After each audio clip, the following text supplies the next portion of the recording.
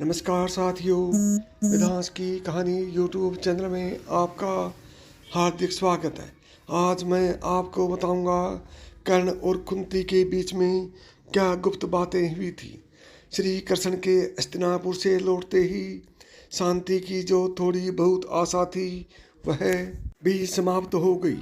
युद्ध की आशंका से कुंती का मन भयभीत हो उठा, क्योंकि वो जानती थी कि इस युद्ध का परिणाम कुरुवंश का विनाश भी होना था।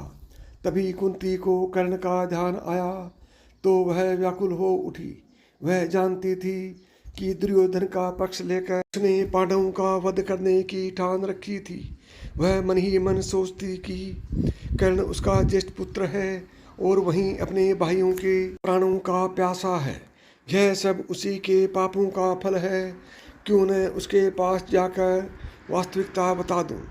कर्ण ने इसी की ओर तो किया संकेत किया है, क्योंकि वह सत्य को जानता है।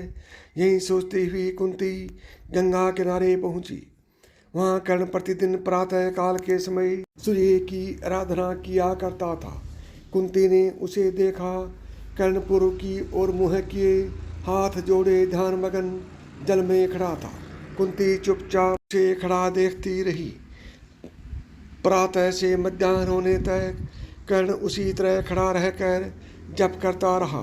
सूर्य की प्रखर रश्मियाँ उसके तेजस्वी चेहरे पर पड़ती रही। मध्याह्न के उपरांत कर्ण का जाप पूरा हुआ तो वह गंगा से बाहर आया।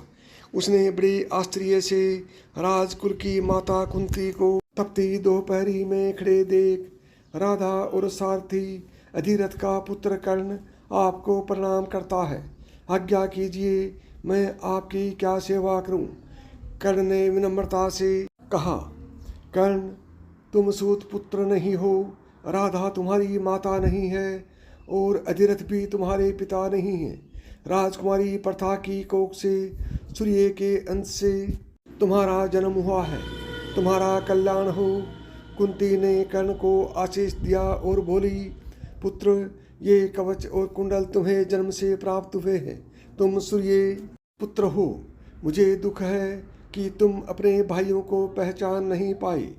दुर्योधन के पक्ष में होकर तुम अपने ही भाइयों से शत्रुता कर रहे हो।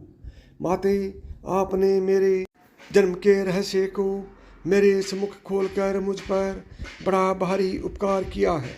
कर्ण हाथ जोड़कर बोला, परंतु आपकी यह बात कि मैं अपने भाइयों से शत्रुता कर रहा हूँ धर्म विरुद्ध है।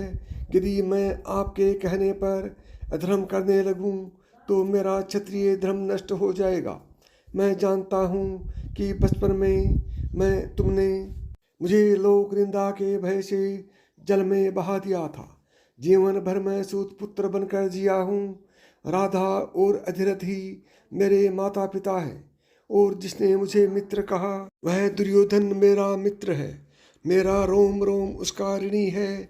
मैं जानती हूँ पुत्र, मेरे कारण तुम्हें बहुत दुख उठाने पड़े हैं, घोर अपमान सहना पड़ा है।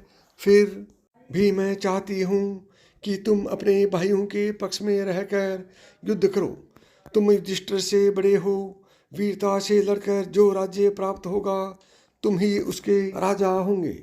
सारी प्रजा और तुम्हारे भाई तुम्हारे सामने शीश झुकाएंगे, तुम्हारी आज्ञा मानेंगे। नहीं माते, मित्रता के सामने राज्य प्रलोभन मेरे लिए हीन है।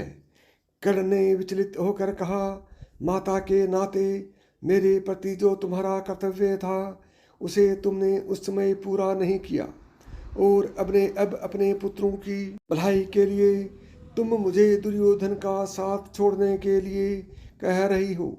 मैं ऐसी कायरता नहीं कर सकता।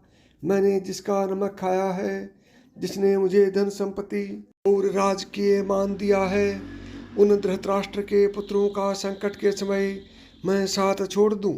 नहीं, मैं ऐसा कदापि नहीं कर सकता। पुत्र, जल्दी में कोई निर्णय मत करो। कुंती ने कर्ण को समझाने का प्रयत्न किया। जब कर्तव्य का पालन करने में असमंजसता दिखलाई पड़ी तब माता पिता की आज्ञा मानकर उन्हें संतुष्ट करना शास्त्र सम्मत है। नहीं माते, मैं उन शास्त्रों में विश्वास नहीं करता जिनके द्वारा मित्रद्रोह की शिक्षा मिलती है। दुर्योधन के लिए मैं अपने प्राणों तक को उत्सर्ग कर सकता हूँ। कर्ण ने आगे कहा, मैंने युद्ध में पांडवों से युद्ध करने का निश्चय किया है, परंतु मैं आपको एक बात के लिए वचन दे सकता हूँ कि युद्ध में अर्जुन के अतिरिक्त किसी अन्य पांडव पर घातक प्रहार नहीं करूँगा। इस युद्ध में या तो मैं अपने प्राण न्यौछावर करूँगा या फिर अर्जुन को करने होंगे। दोनों में से एक अवश्य मरेगा। इस प्रकार माते, तुम्हें जरा भी चिंतित होने की जरूरत नहीं है। तुम्हारे 5 पुत्र हर हालत में जीवित रहेंगे। कर्ण की बातें सुनकर कुंती ने एक दीर्घ श्वास छोड़ी और आगे बढ़कर कर्ण को हृदय से लगा लिया।